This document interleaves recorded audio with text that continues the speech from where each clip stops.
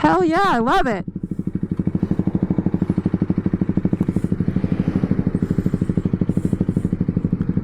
I have a buddy.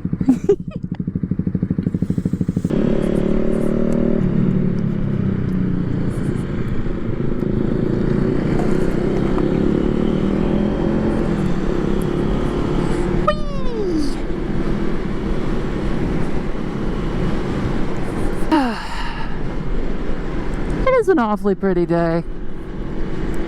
I'm glad I decided to bust out of traffic. Nice gent on the Rebel back there.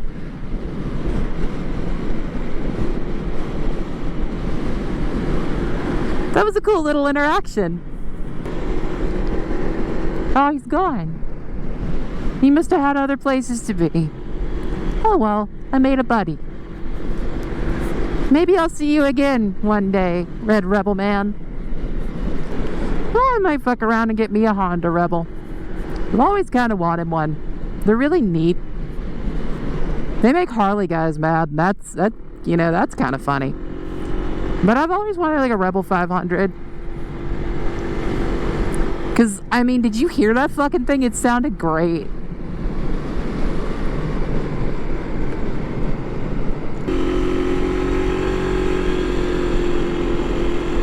Oh, I forgot how much I like this part of this road. If only there weren't any cars on it, I'd be fucking kind of tearing it up. But apropos of nothing, I'm going to talk about substance use again. I feel like after a while of not drinking that I've developed something of a healthy relationship with alcohol. Or rather, as healthy as one can have with a substance that where there is literally no safe amount. Yeah. I'm not like the binge drinker I used to be, and I think that's an important distinction to make. I have a glass of wine every now and then. I try my best not to use it as an emotional crutch, you know? Because that's just asking for trouble. Alcohol and I have a very complicated relationship. I was a functional alcoholic for years, almost a decade. And I used to drink so fucking much every single day. And now that I don't, it's interesting looking at who I used to be versus who I am now. I do look like Patrick Stump. That was neat. Like, I didn't have a handle or deep understanding of the things that I was feeling or why I was feeling them. And that led me to a point where I honestly should not have been drinking. Do fallen leaves count as clippings? Because those are some fucking clippings. But yeah, that led me to a point where I was consuming alcohol pretty heavily on a daily basis in order to just kind of be able to exist. And combine that with pretty heavy and frequent like cannabis use on top of it, I was crossfaded pretty much every single day. And you know, probably not going to get much pull on this video because, you know, YouTube doesn't like it when people talk about like serious shit like substance use or, you know, emotional regulation and mental health. No, they don't like that. They just like it when you do prank YouTube videos and, like, you know, when you fart on people in the grocery store. That happened to me, actually. But I'll get to that in a minute. So, yeah, so my relationship with substance use has been all over the place over basically the entirety of my life.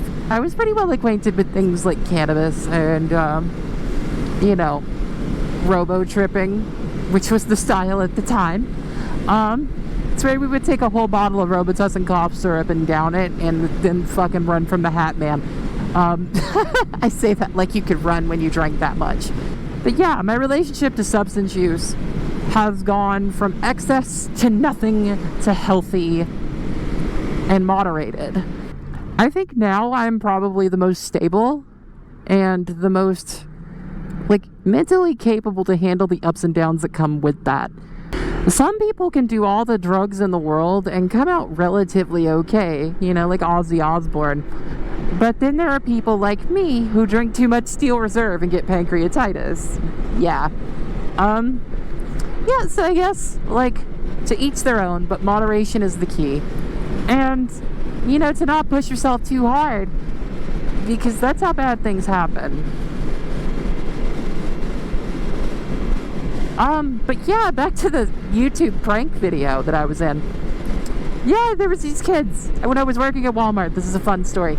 I was back in electronics, selling phones, and this was a particularly interesting sale because the guy who came up didn't speak English. And, you know, we both knew a couple of languages, but none of them intersected. So we were, like, using Google Translate to speak. And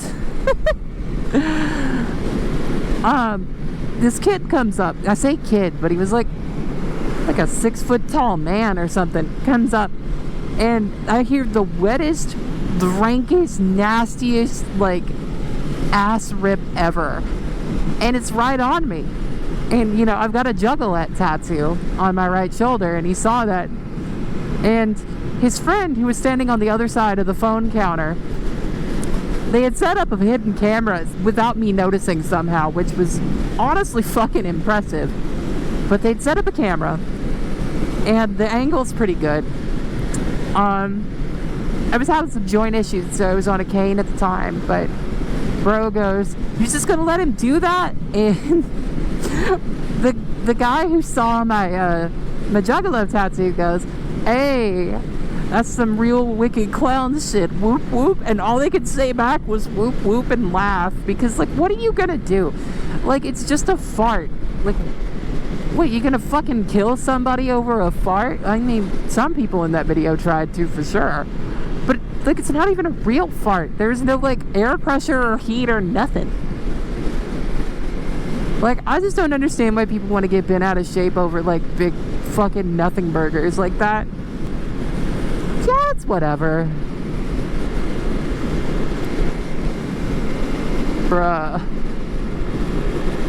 You ever done a B&E?